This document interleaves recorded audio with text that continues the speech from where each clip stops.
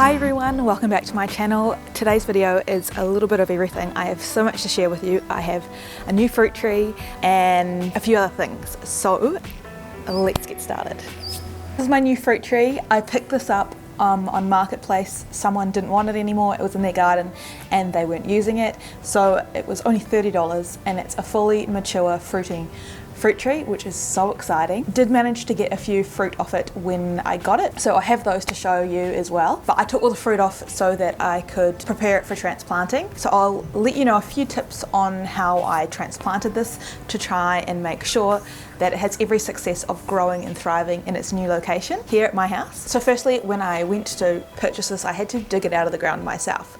And I took note of what sort of growing conditions it was in so that I could try and replicate those here at my house so that it didn't get too much of a shock. It was planted in quite a shady location, so I'm at the moment keeping it under the shade so it doesn't get blasted by sunlight, because that will be a really big shock to the system for it, and it's already going through a lot of shock being pulled out of the ground and moved.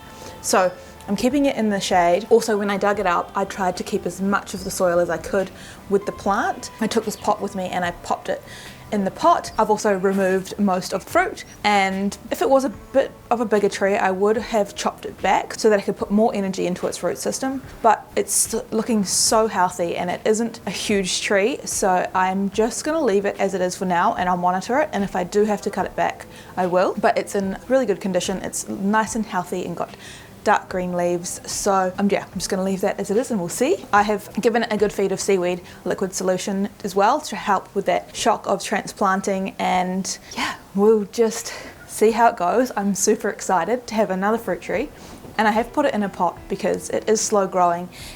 It is a native blood lime, so it was advertised as a finger lime, but I could kind of see from the photos that it wasn't. There was a few fruit on the ground that I could see, and so I had to look up, and it's actually a blood lime, which is a cross between the native finger lime and a mandarin. Got to keep about 5 or 6 fruit that I removed from the tree, so I have cut those open and I've tried them, and they're really nice. They're super sour like a lime, but they also have a fruity mandarin taste. So I'm really excited to grow those and see what I can make with it. And because it's a citrus, they grow really well here in Perth. I always love adding another citrus to my fruit tree family, and it's an unusual one too, and I really wanted some unusual fruit.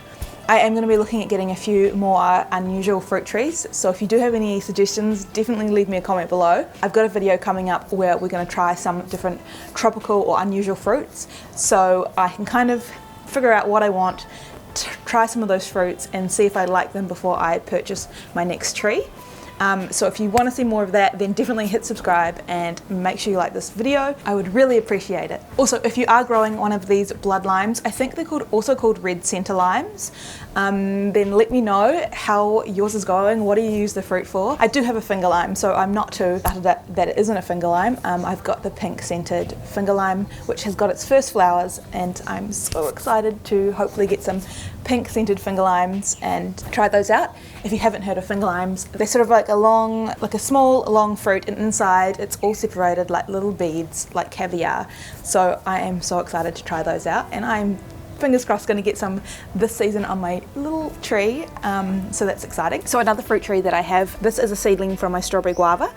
I noticed this growing on the base of my strawberry guava tree out in my garden, and it's been there for a little while and I've just let it do its thing, but it's getting really overcrowded by the nasturtium, so I thought it would be time to dig it up and put it in a pot and let it grow.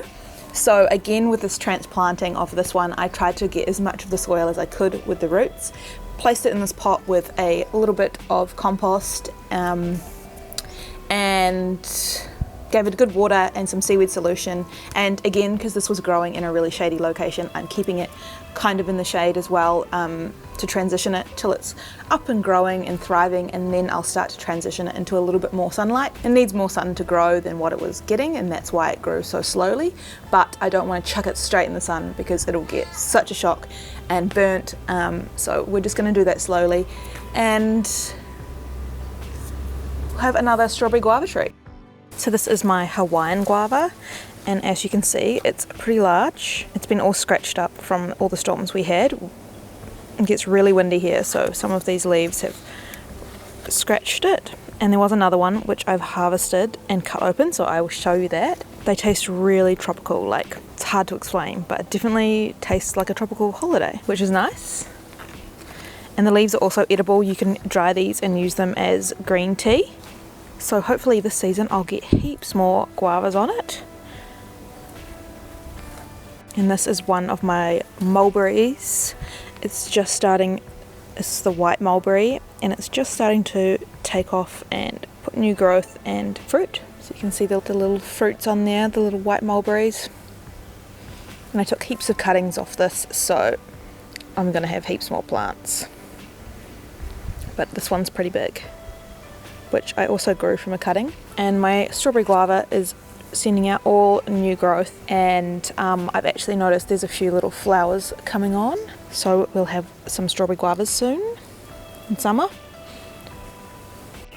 And my feijoa is also just starting to send off new shoots and flowers. Those little stalks there will turn into flowers. Let's see.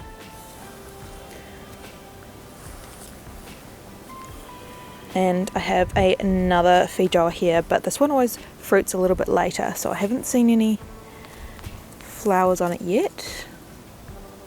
Neighbour's getting some of my lemons for free, hanging over the fence. So out the front I have got my lime tree. The lime tree is loaded with flowers, and it's got a few limes on it. Got heaps of weeding to catch up on. That's okay, we'll get there. This is the blood orange, so I picked one of these blood oranges recently, and it has got heaps of new growth and little flowers coming through now. So I've given this a really good feed with the seaweed solution, and hopefully this time we'll get heaps of blood oranges. And this is my mandarin. I haven't had any mandarins off this yet, but it's pretty decent size now, and it's got heaps and heaps and heaps of flowers. So again, this one needed a bit of a feed. It's lacking some nutrients after all the rain we've had. So this one will bounce back. This is my lemonade tree. Got some little lemonades on there. So many. And new growth and flowers. And this poor bald looking plant is my finger lime, my pink scented finger lime. It has got some flowers for the first time, which is exciting. It's got quite a few little ones on there. All the leaves disappeared, and I thought there was something seriously wrong, and I just couldn't figure out what, because it's got food, it's got water, but it turns out there was a ginormous grasshopper in there eating all the leaves. So I'm keeping an eye, kicking him out, but hopefully he hasn't done too much damage and we can get some leaves back on this poor thing. My bananas are happy to see some sun. Hopefully some new big lush leaves coming through after non-tropical banana weather. And this elderflower has shot off. It's grown so much.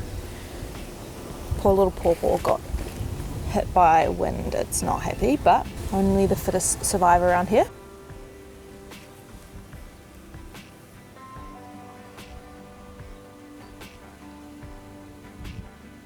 So hopefully this whole back fence will be all covered by fruit trees soon, which will be super low maintenance and provide so much food. And then the ground covers are all just perennials and edible flowers to attract pollinators to get more fruit. And if you're just starting out, try growing citrus. It's one of the easiest fruit trees to start growing. They have a little bit less pests and they're more hardy. They can tolerate dry weather, they can tolerate rain, as long as they get plenty of sun. So plant them somewhere in a full sun position and you should be good to go. They're also really good at telling you what's wrong. Their leaves will show different colours and different patterns, so you can look those up and find out what sort of nutrients it's lacking and what you need to feed it.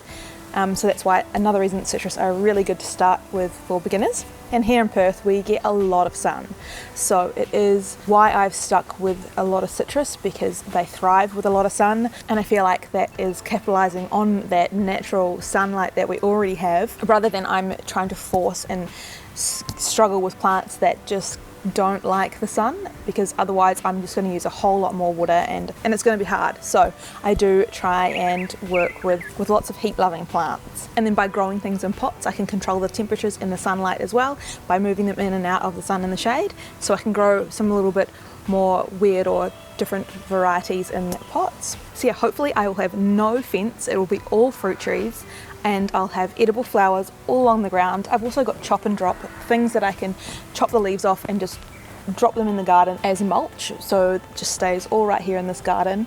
And this garden is going to be pretty much self-sufficient. I won't have to do much. It doesn't use a lot of water now that the trees are established, and having those ground covers holds in a lot of the moisture and also provides habitat and food for pollinators. So it's a really good system that I have started building, and now I can really see it paying off and working. But yeah, fruit trees definitely take patience. I have been waiting so long for this. I feel like I want to say 4 years for this Hawaiian guava fruit, but now that it has, I am so excited, and I know that now every year I'm just going to get more and more and more fruit. So that is something that you have to consider, that it does take time, but it will be worth it. So I hope you like this video. I hope you're inspired to get some more fruit trees for your backyard or your home. You don't need a whole lot of space. You can grow things in pots or along your fence line, as I have, and grow heaps of fresh delicious fruit at home. And the fun thing is you can grow lots more varieties than you can purchase at the supermarket. So I've got lots of tropical and subtropical plants, lots of weird and unusual things, because that's what I like to grow. But also I've got my classics. I've got things that I use all the time, which is limes, lemons, oranges. So thank you for joining me, and I'll see you soon for another video.